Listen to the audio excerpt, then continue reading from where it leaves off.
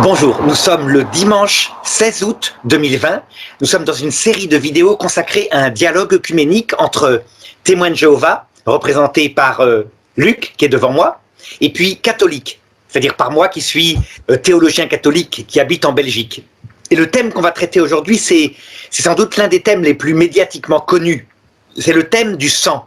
Est-ce que le sang c'est l'âme? Avec les conséquences chez les témoins de Jéhovah, ça veut dire le refus parfois jusqu'au martyre, la mort, le refus des transfusions sanguines. Alors, Luc, tu as demandé à t'exprimer en premier, je te laisse t'expliquer et après je donnerai la position catholique. Écoute, je te remercie. Et c'est vrai, parce que le sang c'est l'âme. C'est vrai que les témoins de Jéhovah en sont arrivés à une époque où, on va dire vraiment antérieure à l'époque des Romains, où on jetait les âmes dans les arènes et puis qui se laissaient mourir par les lions, de dévorer autres pour défendre leur foi. Alors c'est vrai que la question c'est toujours quels sont les motifs religieux? Est-ce que les premiers chrétiens, et quelle était la question du sang? Est-ce que le refus des sangs était vraiment une forme de suicide? Quel est le rôle aussi des médecins? Et quand le malade et le médecin passent un contrat, puis aussi quand on peut dire qu'il y a la responsabilité des médecins, elle est engagée, mais aussi dégagée de leur responsabilité. Alors j'espère ne pas faire trop long. Alors pour dire que les témoins de Jéhovah refusent la transfusion de produits sanguins, labiles, c'est-à-dire toute thérapeutique issue d'un don de sang, qui soit même minime. Lorsque la procédure chirurgicale à risque est nécessaire, il faut mettre en place précocement des stratégies d'épargne sanguine. Il s'agit d'un travail quand même d'équipe, regroupant le médecin anesthésiste réanimateur, le médecin intensiviste, le chirurgien et le médecin généraliste. Ces stratégies médicamenteuses, voire même non médicamenteuses, doivent être mise en place en période préopératoire et poursuivie tout au long de la prise en charge médico-chirurgicale. Ce qui est à dire, cette prise en charge doit respecter un cadre légal bien défini. Je pense que ça doit se passer aussi comme ça en Belgique. Ce qui veut dire qu'il faut proposer des opérations de prise en charge afin d'aider les équipes médicales. Ce qui se fait chez nous, chez les témoins de Jéhovah, ce qu'on appelle le SIH, Service d'information des témoins de Jéhovah. On peut dire que les témoins de Jéhovah, tout au début, pratiquaient la transfusion. C'est en 1945 que la Watchtower, c'est-à-dire notre magistère, considère que les transfusions sont contraires à certains textes divins. Ils fondent leur conclusion sur un certain nombre de passages. Par exemple, vous ne devez pas manger du sang d'aucune sorte de chair. Il y a eu des tours de garde faits à cette époque, qui était une tour de garde de 51, qui explique un patient peut être nourri par les veines. Lorsque les solutions sucrées sont administrées en intraveineuse 4, l'opération est dénommée l'alimentation 4. Le médecin qui administre la transfusion nourrit le patient par ses veines. Et le patient qui la reçoit mange par ses veines. Donc c'est quelque chose d'important, puisque dans l'idée de la pratique, la collecte anticipée de leur sang est en quelque sorte une collecte anticipée des âmes, puisque le sang, c'est l'âme. Si on reprend l'Ancien Testament, Deutéronome chapitre 12 verset 23 nous dit « Seulement garde-toi de manger le sang, car le sang c'est l'âme, et tu ne mangeras pas l'âme avec la chair. » Jéhovah a sorti le droit à un ordre. Voici ce qu'il dit, si tu te rappelles de l'époque de Noé et au sien, tout animal qui se meut et qui est vivant pourra vous servir de nourriture. Comme pour la végétation verte, je vous donne cela, seulement la chair avec son âme, c'est-à-dire son sang, il précise bien son sang, vous ne devrez pas la manger. Donc, on peut reprendre tout l'Ancien Testament, de dire qu'aujourd'hui on n'est plus sous l'Ancien Testament, mais malgré tout, dans Lévitique chapitre 17 verset 10, il est dit « Si un homme de la maison d'Israël ou des étrangers qui séjournent au milieu d'eux mangent du sang, quelle que soit l'espèce, quelle que soit l'espèce, donc on pourrait parler aussi de l'espèce animale, et de l'espèce humaine, je tournerai ma face contre celui qui mange le sang et je le retrancherai du milieu de son peuple. Si on regarde les Écritures sont inspirées de Dieu. Donc, on peut voir, en raison de cette écriture, l'intransigeance des témoins de Jéhovah et de la rareté des produits sanguins. L'évolution des connaissances médicales oriente les médecins donc vers des stratégies d'épargne sanguine, on peut dire, puisque de toute manière, le service d'information hospitalier chez nous accompagne ces personnes pour pouvoir mieux comprendre les possibilités et les dérives, on va dire, thérapeutiques qui pourraient aider les témoins de Jéhovah. L'efficacité de la chirurgie sans transfusion repose sur l'association adéquate des techniques d'épargne sanguine, chirurgicale ou peut-être non chirurgicale, de produits et de matériels médicaux. Alors si je regarde aussi, le Créateur faisait une différence alimentaire à une époque où l'humanité, on peut dire, prenait un nouveau départ. On le voit dans Genèse chapitre 1, verset 29. Dieu montra que l'observation de sa loi dans l'abattage des animaux en vue de s'en nourrir impliquerait davantage que le respect d'une simple restriction alimentaire. Que, si tu regardes Arnaud, on peut le voir aujourd'hui. Alors c'est moi qui le souligne. Les gens n'ont plus de respect pour la nourriture. C'est juste un produit et on s'en sert vraiment comme simplement une restriction alimentaire. C'est que le sang d'une créature représente sa vie ou son âme. Aussi, certaines versions, telles que la traduction, si j'ai vérifié avant de faire cette vidéo avec toi, une traduction œcuménique de la Bible, rendait en Genèse 9.4 comme suite, « Toutefois, vous ne mangerez pas la chair avec sa vie, c'est-à-dire avec son sang. » Donc on voit que le sang, c'est la vie. Alors, est-ce qu'aujourd'hui, on peut accepter que l'avortement, comme beaucoup disent, non, l'avortement, on a le droit d'avorter ou on n'a pas le droit d'avorter. On en est à pareil avec l'animal. Donc, les versets que nous venons de citer, comme le sang des animaux, tu vas me dire, est-ce que le sang humain est visé par le même principe? Je te répondrai que notre magistère te dit oui.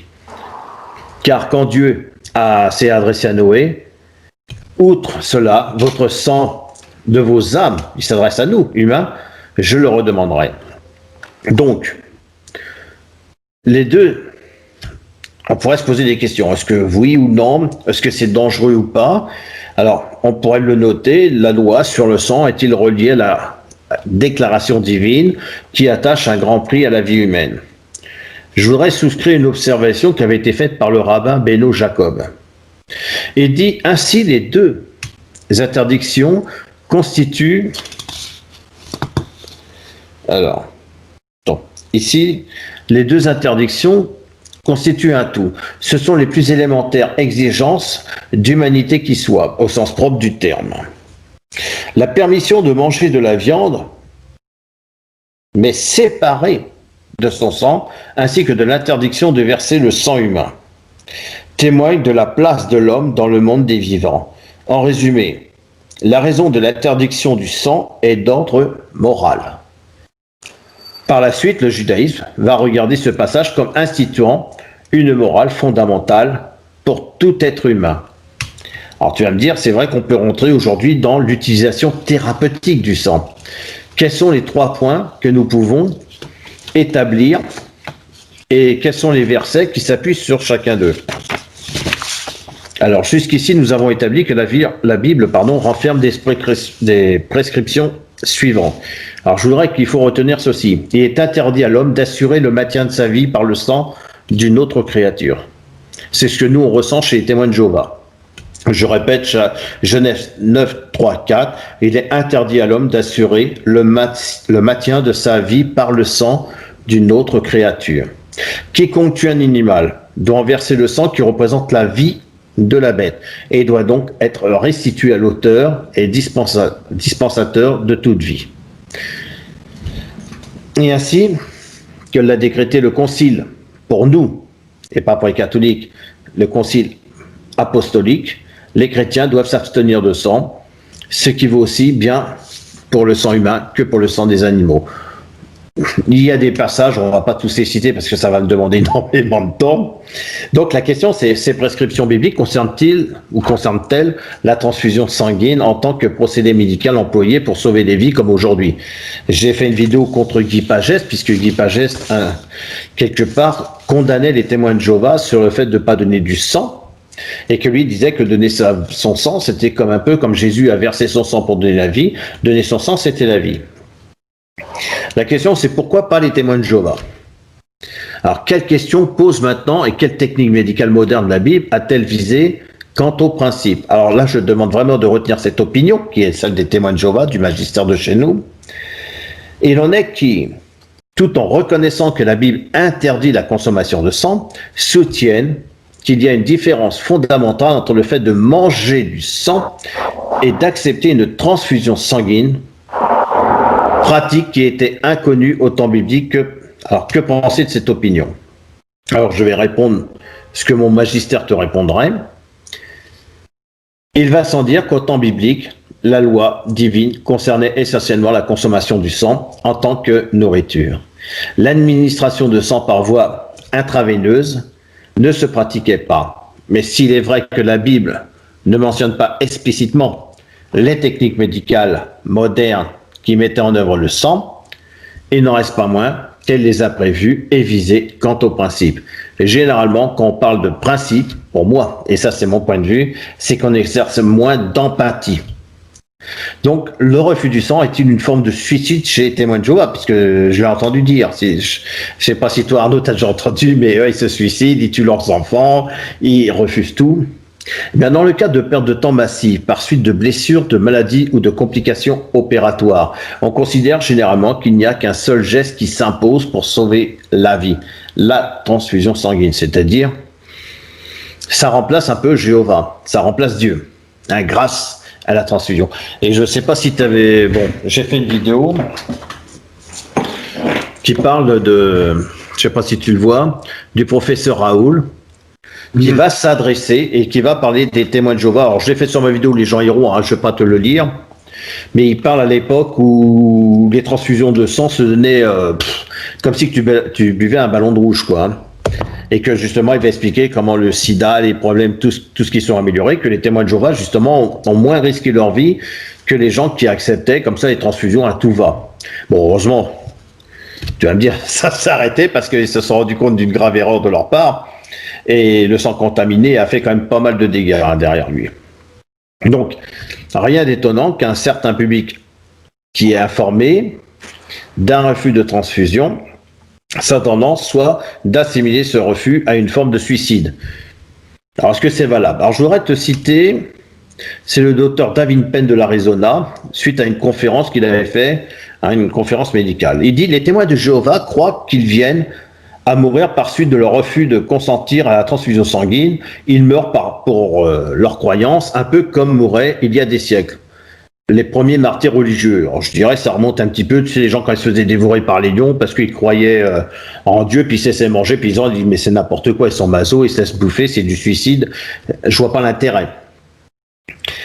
Il explique, si c'est là un suicide médical passif, je me permettrai de vous faire observer qu'il y a parmi l'assistance des médecins qui fument et que probablement c'est là un suicide non moins passif.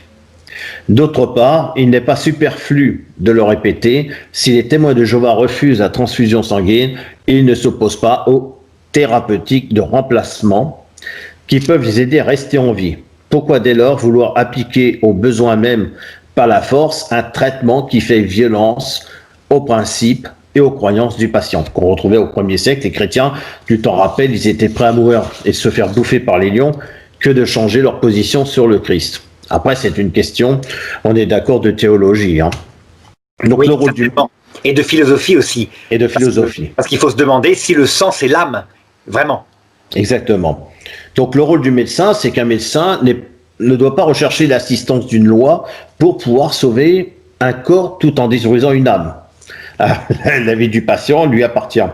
Alors, naturellement, les témoins de Jéhovah n'ignorent pas qu'il y a des opérations qui entraînent des pertes de sang si importantes qu'un chirurgien peut être fermement convaincu qu'il ne saurait les tenter dans les conditions qui lui sont proposées. C'est-à-dire la plupart des opérations, cependant, peuvent être effectuées sans utilisation de sang. T'as un petit accident, à chaque fois on va pas t'opérer, te transfuser du sang. Hein. Certes, il y a des médecins qui croient que sans apport sanguin, l'intervention devient plus dangereuse. Mais les témoins de Jéhovah sont prêts à courir des risques accrus entre les mains des chirurgiens que l'on considère habiles et courageux. Donc, est-ce que les témoins de Jéhovah acceptent la greffe d'organes? Puisque l'organe contient du sang aussi. Une greffe de rein, par exemple? Alors là, tu soulèves un problème qui n'est pas... Alors là, je pourrais pas répondre à ça, mais je ne crois pas. Oui, voilà. Là, je ne crois pas. Mais par contre, tu soulages. Tu me dis un truc que là, je m'y attendais pas, tu vois. Ah, tu m'as piégé. Non. Tu leur demanderas, absolument. Là, je peux te dire que c'est tout à chacun de faire un choix qui est important. Choisir un organe de quelqu'un, c'est pas évident parce que ça peut être comme une personne, effectivement, quand on retrouve dans la dialyse, par exemple, tu as des gens qui se font greffer un rein. Voilà. Donc là, par contre, je pourrais pas répondre à la place de ces personnes. Là, franchement, tu me... Enfin, on en débattra tout à l'heure. Est-ce que tu as fini? Je peux passer... Juste pour te dire que pour la responsabilité des médecins, pour les dégager de leur responsabilité, c'est que nous, on a une carte sur nous qui dit pas de transfusion sanguine, ce qui permet d'aider justement les médecins à les dégager de leur responsabilité. Vas-y, à toi. En Belgique, la loi systématique, la pratique systématique des médecins, c'est quand un mineur est opéré et qu'on apprend qu'il est témoin de Jéhovah, systématiquement, le procureur reçoit un coup de fil du chirurgien qui déchoit les parents de leur responsabilité parentale durant l'opération et qui la leur redonne après. Comme ça, il n'y a pas de problème, c'est réglé. Et donc, les transfusions sont pratiquées sans risque. Alors, effectivement, c'est là sans doute l'un des plus grands arguments théologiques, je dirais, entre guillemets, faut pas que je choque les témoins de Jéhovah qui écoutent ça, mais en tout cas, ce que je considère comme étant sans doute le manque d'intelligence de la théologie témoin de Jéhovah. Alors, je vais m'expliquer. Tu vois, dans l'Ancien Testament, on voit bien que il y a 613 commandements qui sont de type charnel, à part peut-être les 10 commandements comment dirais-je, de la table de la loi, qui sont plus spirituels, mais ce sont des commandements charnels, véritablement, du style ne pas manger de cochon. Ne pas manger de cochon. On voit bien que Jésus, il donne le sens spirituel. Ça veut dire que la loi de Moïse, elle est appliquée à un peuple qui était barbare, et donc Dieu permet qu'il donne une loi barbare, dont Ézéchiel dit lui-même, elle ne sauvait pas, elle était mauvaise, mais elle dévoilait le péché, adapté à la mentalité de peuple barbare. Et Jésus-Christ en a donné le sens spirituel. Ça veut dire que rien n'est aboli, mais tout prend son sens spirituel, dans ce sens que le cochon symbolisait tel ou tel péché, le crabe tel ou tel autre péché, donc il fallait s'abstenir de plein de nourriture. Toute la question, c'est de savoir, est-ce que le sang, c'est vraiment l'âme? Donc il faut comprendre, dans les peuples primitifs, quand on reçoit une flèche au combat et qu'on perd un peu de sang, on se vide de sa force, et donc on a l'impression que son âme ne va pas. Donc il est tout à fait logique qu'à cette époque-là, primitive, on ait dit, regarde, le sang, c'est l'âme. Mais quand on progresse, quand on fait un peu de philosophie, qu'on connaît l'homme, on voit bien que l'homme, son sang qui est biologique, c'est un organe liquide. Son sang qui est biologique, c'est pas le siège de sa pensée. Et ce qui fait l'âme de l'homme, c'est sa pensée, c'est son affection. Donc elle est plutôt présente dans le cerveau. En fait, elle n'est pas le cerveau, dira l'Église catholique, elle se sert des organes du cerveau, qui sont l'organe de l'imagination, de la mémoire, etc. Mais elle est spirituelle, elle n'est pas faite de matière. Effectivement, dans l'Ancien Testament, la révélation que l'âme vient de Dieu, qu'elle n'est pas faite de matière, elle apparaît très tard. Ça veut dire après l'exil à Babylone et principalement dans les textes écrits en grec. Or, tu remarqueras, Luc, que les témoins de Jéhovah, comme d'ailleurs les protestants, à partir de Luther, ont évacué de la révélation tous les textes de l'Ancien Testament écrits en grec. Alors on dit, mais c'est pas grave, c'est pas grave. Non, c'est pour moi une catastrophe, une véritable catastrophe, parce qu'en fait, avant même la venue de Jésus-Christ, qui d'ailleurs permet que les évangiles soient écrits en grec, on découvre qu'en fait l'âme, enfin le sang, c'est le symbole de l'âme, mais ce n'est pas l'âme. C'est une façon de parler à l'époque primitive de l'âme, mais que l'âme, elle monte au ciel après la mort, et qu'elle survit. On a même Jésus qui prend textuellement toutes ces affaires-là, au point que d'ailleurs, le magistère des témoins de Jéhovah, en 45, a commencé à changer les textes. Par exemple, tu te rappelles ce texte où Jésus dit à la croix, au bon larron, Je te le dis, aujourd'hui, tu seras avec moi dans le paradis. Et comme il n'y a pas de virgule, les témoins de Jéhovah vont traduire, je te le dis aujourd'hui, virgule, virgule, virgule, un jour tu seras avec moi dans le paradis. Je te coupe juste là-dessus, c'est qu'à l'époque, les ponctuations n'existaient pas.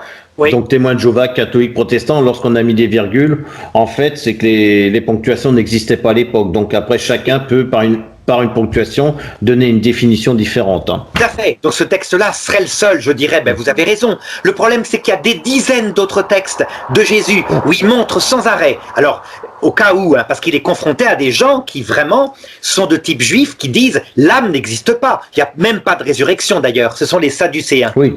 Et il leur dit sans arrêt, mais regardez, vous êtes complètement dans l'erreur. De qui est-ce qu'est le Dieu? Il est le Dieu d'Abraham, d'Isaac et de Jacob, à votre avis. C'est le Dieu des vivants ou des morts? Alors comme ça suffit pas, qu'est-ce qu'il fait? Il fait carrément apparaître au mont Tabor Moïse et Élie qui sont là. Moïse, on est sûr qu'il est mort. Élie, à la rigueur, on pourrait dire il est monté dans le ciel sur un char de feu. Mais Moïse, il est mort, il a été enterré et il est là. Il est là texto. Il parle avec Jésus. Et les trois qui sont là, Pierre, Jacques et Jean, le voient. Mais on pourrait dire, ça va, c'est une vision, donc c'est pas grave, c'est en fait c'est pas réel.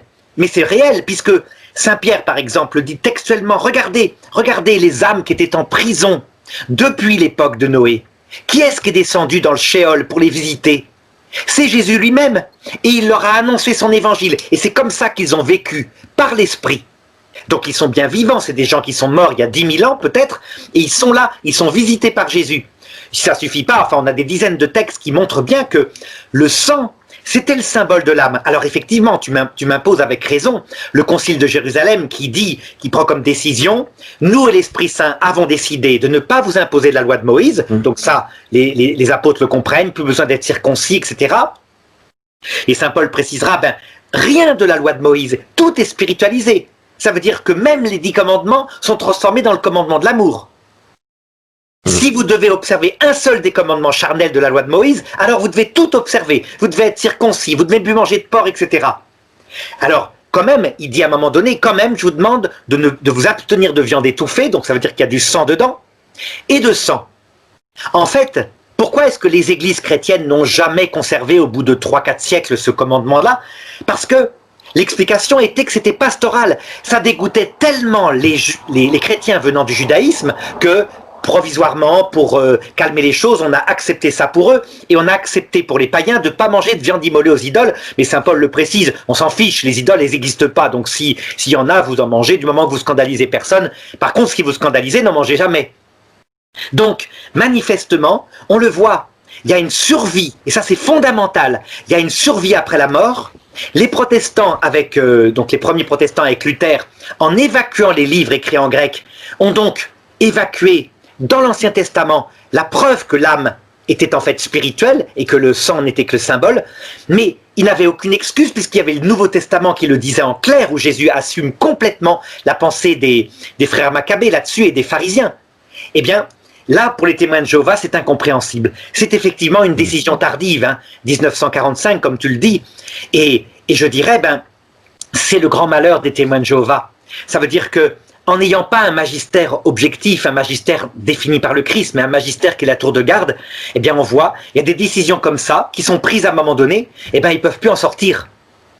Et donc on en arrive à quoi? Eh bien avec certains protestants, le fait que actuellement les morts dorment, alors que Jésus montre précisément que non, les morts ne dorment pas. Ils sont vivants avec Jésus, ils collaborent au salut, etc. Enfin des tas de choses comme ça. Voilà ce que je dirais pour conclure. Alors, pour te montrer à quel point c'est profond et symbolique, quand le Christ prend ce symbole de l'âme pour dire « buvez, ceci est mon sang, la coupe de mon sang », c'est évidemment pour pas boire de l'hémoglobine.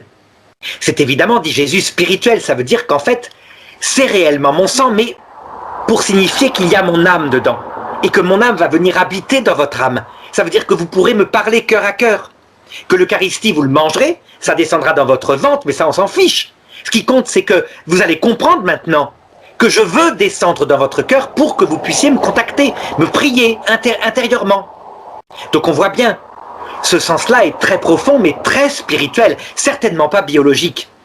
Voilà un petit peu la théologie catholique, Luc. C'est vrai que c'est assez compliqué. J'étais en train de réfléchir à ce que tu disais, que c'était assez compliqué pour moi, parce que c'est vrai que tu te rappelles par rapport aux Juifs de l'époque, Même quand Jésus dit je suis le pain de la vie, c'est vrai que pour manger un animal comme il fallait le vider de son sang, tu pouvais pas conserver le sang. Et c'est vrai que Jésus il a dit, je crois que c'est dans Jean 6, hein, alors par contre j'ai plus le verset actuel, et il disait je suis le pain de la vie, puisque vos ancêtres dans le désert ont mangé la manne et sont morts, et que moi je descends du ciel. En fait, je suis le pain qui descend du ciel. C'était très compliqué pour les Juifs de pouvoir comprendre ce que Jésus était en train de dire. Buvez mon sang, mangez ma chair, que ce qu'il nous raconte, puisqu'ils ils prenaient quand même des références à un animal. Ce que je constate quand même aujourd'hui, que les végans, les végétaristes et tout, de plus en plus on en retrouve parce qu'ils se rendent compte que le sang, c'est la vie de l'animal. C'est que là, nous, où je pense que entre témoins de Jéhovah et catholiques, c'est que pour vous, le sang, est-ce que vous considérez que le sang, c'est l'âme? Non. Le sang, c'est le symbole de l'âme pour un peuple primitif, parce que quand on perd son sang, un animal blessé, ben, il s'affaiblit, il a l'impression de se vider de son âme, et c'est vrai, tu commences à avoir les mains qui te chatouillent, les pieds aussi, puis tu tombes par terre. Donc je comprends, mais c'est le symbole. L'âme, elle est spirituelle, c'est ta pensée profonde, c'est ton amour, ce sont les personnes que tu revois de l'autre côté. Et donc, qui sont vivantes. Alors, c'est logique, hein, chez les témoins de Jéhovah. Pourquoi est-ce que les morts actuellement sont vraiment dans le tombeau inconscient? Parce que si le sang c'est l'âme, ben, le sang il est pourri. Et donc, Dieu va ressusciter les gens en ressuscitant leur sang. Évidemment, les témoins de Jéhovah pourraient constater que ça ne marche pas, puisque des tas de gens qui ont reçu une transfusion sanguine, quelquefois dont le sang a été complètement changé, on ne voit pas leur personnalité changer, loin de là. Ils restent eux-mêmes. Donc c'est un organe biologique comme un autre, c'est un fluide, c'est pas l'âme, c'est le symbole de l'âme. Bah, disons qu'il a quand même des composants comme la respiration, la nutrition, les défenses, la régulation. C'est vrai qu'il joue quand même un rôle quand même essentiel, puisque c'est une des premières protections que le corps humain a sur ses fonctions vitales. Donc c'est vrai que c'est biologique. Lorsque Dieu te dit, pourtant, quand tu regardes dans l'Ancien Testament, il fait référence à l'âme et le sang, pas à l'esprit, tu vois, il fait référence que l'âme et le sang, c'est identique. Après, peut-être qu'on n'a pas assez évolué. Uniquement dans la première partie de l'Ancien Testament, avant l'exil à Babylone, et après tout se spiritualise, et même Jean-Baptiste dit, celui-ci vous baptisera dans l'eau et l'esprit, ou dans le sang et l'esprit. Souvent, c'est un peu comme ça. Ça veut dire qu'il y a manifestement une distinction entre le sang qui symbolise, qui donne sa vie pour nous, et son esprit, ça veut dire la venue du Saint-Esprit de Dieu dans notre cœur, qui habite en notre cœur. C'est ce qui quand même permet à la pulsion, en tout cas d'être pulsé par le cœur, qui circule dans nos vaisseaux à travers l'organisme, que ce soit l'oxygène, hein, c'est nourri, ça nettoie les déchets, tout ce que l'on veut. Oui, et c'est vrai que c'est pour ça qu'on parle c'est pour ça que nous, dans l'organisation des témoins de Jéhovah, quand tu dois donner ou pas ton sang, en tout cas le refuser, c'est très délicat parce que les globules rouges, les globules blancs, que ce qu'on peut prendre sur les plaquettes, ce que ça baigne dans un liquide appelé le liquide appelé plasma et tout. On se pose un certain nombre de questions. En tout cas, ce qui est sûr, c'est que nous, la congrégation, en ce qui concerne les transplantations des tissus ou d'os ou d'un corps humain ou d'un autre, notre magistère nous dit qu'il appartient à chaque témoin de Jéhovah de prendre la décision en accord avec sa conscience. Oui. Certains peuvent avoir le sentiment d'accepter quelque chose qui n'est pas issu d'eux. C'est quelque part une forme aussi de cannibalisme, le sang. Alors, tu sais, pour te montrer à quel point le symbole, tout le monde le comprend, même les témoins de Jéhovah. Quand je t'ai dit que Jésus-Christ descendait dans notre cœur, toi tu m'as répondu, le cœur il sert quand même à faire circuler le sang. Non, je parlais du cœur au sens spirituel, notre affection. C'était pas le cœur biologique dont je parlais. Tu vois, effectivement, on peut quand même accuser Jésus d'avoir pris des symboles très charnels. Celui qui mange ma chair et boit mon sang, et on le mange, il descend dans notre ventre, pour signifier des choses très spirituelles. Mais tu vois, quand je te le décris comme ça, est-ce que ça ne te paraît pas évident que c'est une présence affectueuse, en fait? Bien sûr que si, puisqu'on dit que le cœur, c'est la région des pensées. Et puis il est évident que si quelqu'un doit faire une transplantation, comme tu as dit, d'une greffe ou autre, on va dire, puisque moi je t'ai parlé à un moment donné, je crois que je t'ai parlé de la dialyse, puisque je connais une sœur qui s'était fait transplanter un rein. Oui. Soit tu es dialysé toute ta vie, soit tu es transplanté un rein. Après, je te dirais, ça dépend. Alors, je te dis pas que c'est une témoin de Jéhovah, c'était à l'époque quand j'étais chez les évangélistes. Pour moi, c'est très délicat de recevoir quelque chose d'une autre personne. Après, c'est tout à chacun comment la personne va le recevoir, comment pouvoir l'accepter. Parce qu'il y a le rejet entre le corps, et puis il y a le rejet aussi avec ton esprit, quoi. Moi, je crois que c'est un acte de charité très profond et que le biologique, quand on peut le mettre au service des autres comme ça pour sauver une vie, c'est très bien. Ça pose pas de problème. J'ai toujours peur que des actes de charité finissent par devenir des actes où on devient des produits, c'est-à-dire on donne son. C'est les risques. C'est les risques avec. Je pense qu'on est d'accord là-dessus. Il y a toujours le danger qu'on devienne que du comestible. On trafique, on travaille sur des corps humains. Les médicaments, par exemple, qui sont des exagérations, des abus. Mais le principe, il est simple. À partir du moment où tu préserves une personne humaine qui est un absolu et où tu n'en fais pas un instrument, une banque d'organes, à partir du moment où toi, étant âgé, allant mourir, tu donnes tes organes pour sauver des vies parce que tu n'en as plus besoin, tu vas mourir, eh bien, je dirais, ça n'a pas de problème. Par contre, voler des organes à un enfant, comme on a vu dans certains pays où des enfants... Oui, j'ai vu pour la cornée, rien que pour la cornée, voler pour la cornée. Ça s'appelle un crime, et c'est un crime... Du trafic d'organes, quoi. Absolument, absolument. Alors, tu voulais parler, pour conclure, je crois, de... Avant, je voudrais juste dire... Ouais, je vais parler de Vincent Lambert, mais avant je voulais dire, c'est vrai que moi je vois, tu vois, aujourd'hui j'ai fait mes 20 ans de mariage avec mon épouse, j'ai discuté avec sa tante qui elle avait une cousine qui était témoin de Jéhovah, elle est décédée suite à elle a refusé la transfusion du sang. Et il est vrai qu'il y a des gens qui peuvent être sauvés, quand tu vois le professeur Raoult, tu as des gens qui peuvent être sauvés, tu as d'autres qui seront morts. Je veux dire, ce que je voudrais, c'est inviter à la prudence aux gens. C'est qu'avant de prendre des décisions, de savoir si c'est seulement une foi religieuse ou si vraiment c'est important de savoir ce qui est vraiment le meilleur pour eux. Parce que je veux pas être, en tant qu'ex-témoin de Jéhovah, dire, ah, mais refuser le sang, il vaut mieux, parce que c'est ce que nous demanderait peut-être la Bible, qu'il vaut mieux refuser le sang et vivre par la suite que de l'accepter aujourd'hui puis de mourir par la suite. Celui qui perdra sa vie la gagnera, celui qui veut la gagner la perdra. Tout à fait. Et en fait, c'est vrai que je t'ai parlé de Vincent Lambert parce que c'est quelque chose qui m'a touché. Parce que quand tu regardes aujourd'hui les médias, moi j'ai suivi un petit peu, si tu veux, l'affaire de Vincent Lambert.